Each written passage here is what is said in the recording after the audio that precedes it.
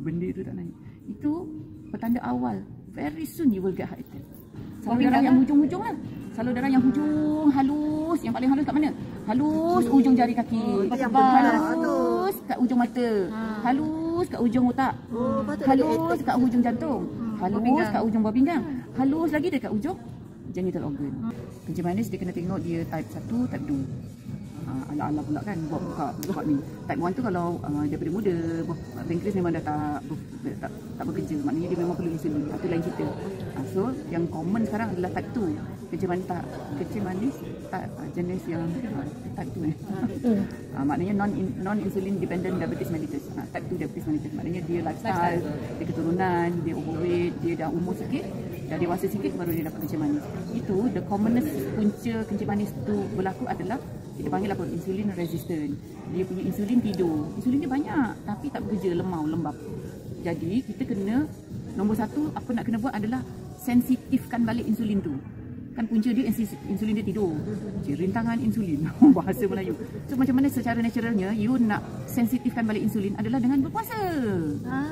Puasa secara naturalnya akan sensitifkan balik insulin sebab high calorie intake yang kita ambil setiap hari tu, gula lah macam-macam tu, itulah yang melembabkan dia punya insulin tadi tu.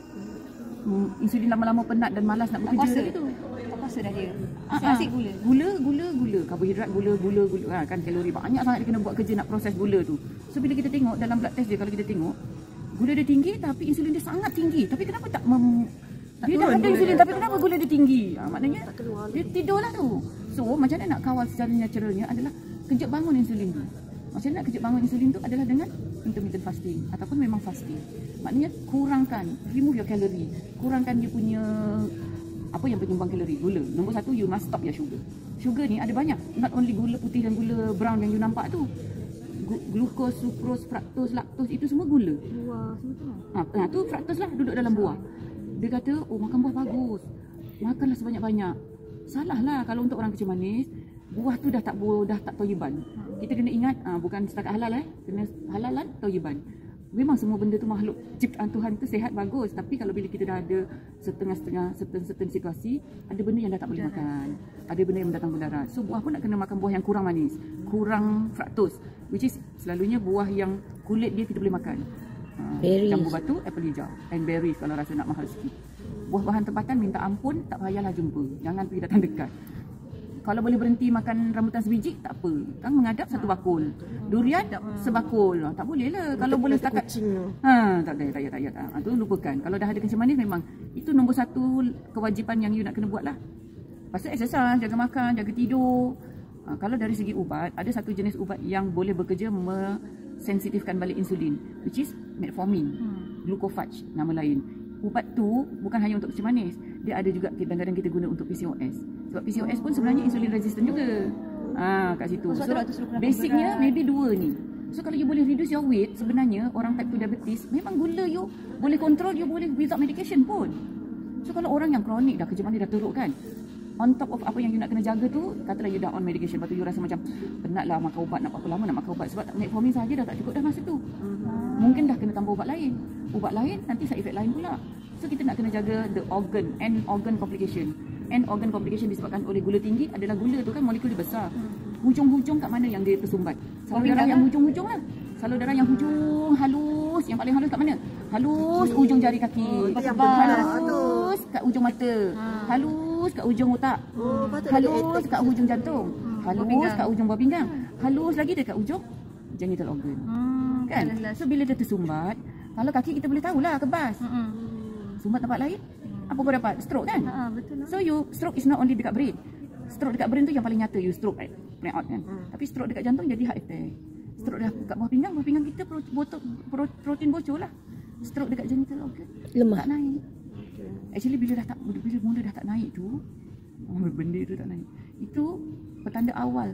Very soon you will get heart attack. Itu earlier than the heart. Sebab tu Dr. Syaf suruh makan bifil. Yes.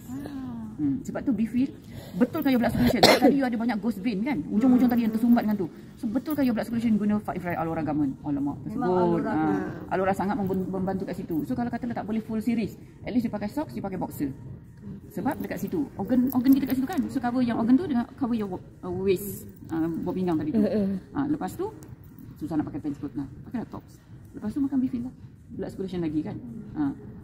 Kalau nak repair balik katalah pankreas, kita nak harap hopefully dia boleh repair balik sel-sel kat pankreas untuk menghasilkan insulin yang lebih sihat kan. So Shiruto kan repair balik sel. So makanlah Shiruto. Of course you boleh lah ambil berpada-pada, pelan-pelan kalau you rasa macam takut yang mana satu pula yang berkesan ni kan. You start dengan pants, lepas tu pakai Shiruto, lepas tu ambil Bifil lah, macam tu lah. Jangan lupa makan spirulina. Sebab kita dah kontrol makan. Kau tak makan sayur dah ha. Sayur malas kan nak makan kan. Kalau bukan malas sayur. Kita makan sayur tapi biasanya sayur yang dah berolah. Sayur yang dah ditumis, sayur yang dah masak lemak, sayur yang dah tak ada dah nutrien dalam tu. Adalah rupa sayur sedap lah. Tapi dari segi zat, dari segi nutrien dah tak berapa ada sebab dia dah diolah di kepanasan heat. Kuali kita tadi.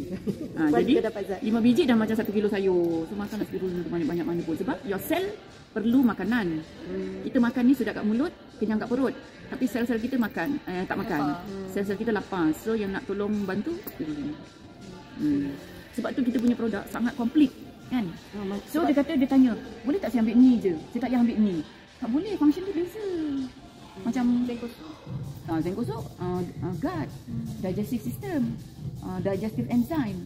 So apa-apa yang macam perlukan enzim-enzim ni, dia menolong. Gula boleh turun dengan Zenkoso. Sebab dia metabolat.